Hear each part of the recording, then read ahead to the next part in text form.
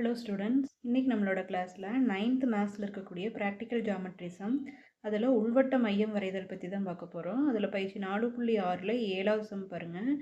இதில் AB equal to 9 centimetre, கோணம் CAP equal to 115 degree, கோணம் ஏபிசி ஈக்குவல் டு 40 டிகிரின்னு 3 அளவுகள் கொடுத்துருக்காங்க.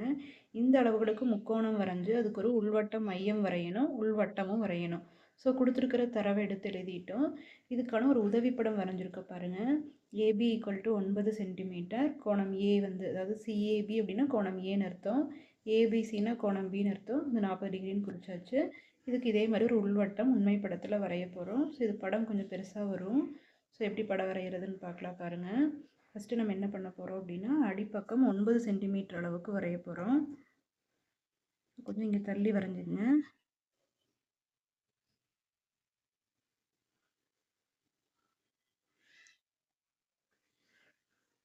ஒன்பது சென்டிமீட்டருக்கு நம்ம அடிப்பக்கம் வரைஞ்சிட்டோம். இது வந்து ஏபி, இது 9 சென்டிமீட்டர். இப்போ கோணம் ஏ எவ்வளோ டிகிரின்னு சொன்னால் 115 டிகிரின்னு சொன்னேன் இல்லையா? ஸோ இந்த இடத்துல பாகைமானி வச்சு 115 டிகிரிக்கு அளவு குறிச்சிக்கோங்க.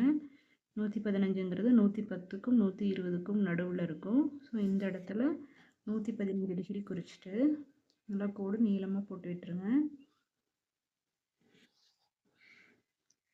அடுத்தது பியில் வச்சு 40 டிகிரி அளவு எடுக்கலாம். ஸோ பிங்கிற புள்ளியில் பாகைமானியை வச்சுட்டு 40 டிகிரிங்கிறது வலது பக்கம் வைக்கிறதுனால அவுட்டர் ஸ்கேல் பார்க்கணும் இல்லையா? ஸோ 40 டிகிரிக்கு டாட் வச்சுக்கலாம். இப்போ 40 டிகிரிக்குரிய பாயிண்டில் ஜாயின் பண்ணி ஒரு கோடு வரைங்க. இந்த ரெண்டு கோடு இன்டர்செக்ட் ஆகணும். ஸோ கோட்டை ஒன்று எக்ஸ்டெண்ட் பண்ணுங்கள். ஆல்ரெடி வரைஞ்ச கோட்டையும் எக்ஸ்டெண்ட் பண்ணுங்கள். இந்த ரெண்டு வெட்டுது பார்த்தீங்களா? இந்த புள்ளி தான் என்னென்னா சி. சரிங்களா? இது எவ்வளோ டிகிரி? 115 டிகிரி.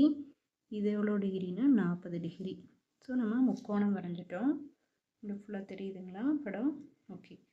இப்போ பார்த்திங்கன்னா இதுக்கு நம்ம கோண இருசம உள்வட்ட மையம் வரையணும். உள்வட்ட மையம் அப்படின்னா என்னென்னா ஒரு முக்கோணத்தில் இருக்கக்கூடிய 3 கோணங்களுடைய கோண இருசம வெட்டிகள் வெட்டுற இடம் தான் உள்வட்ட மையம். இதில் நம்ம 3 கோணத்துக்குமே வரையணுங்கிறது இல்லை, ஏதாவது 2 கோணத்துக்கு கோண இருசம வெட்டிகள் வரைய போகிறோம். கோண இருசம வெட்டி அப்படின்னா என்னென்னா இந்த கோணத்தை 2 சமமாக வெட்டக்கூடிய கோடு தான் கோண இருசம வெட்டி.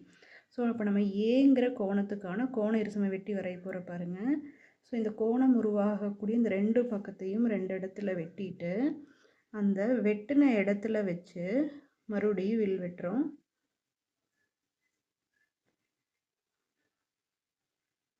இந்த வில் இன்னும் கொஞ்சம் பெருசாக போடுங்க.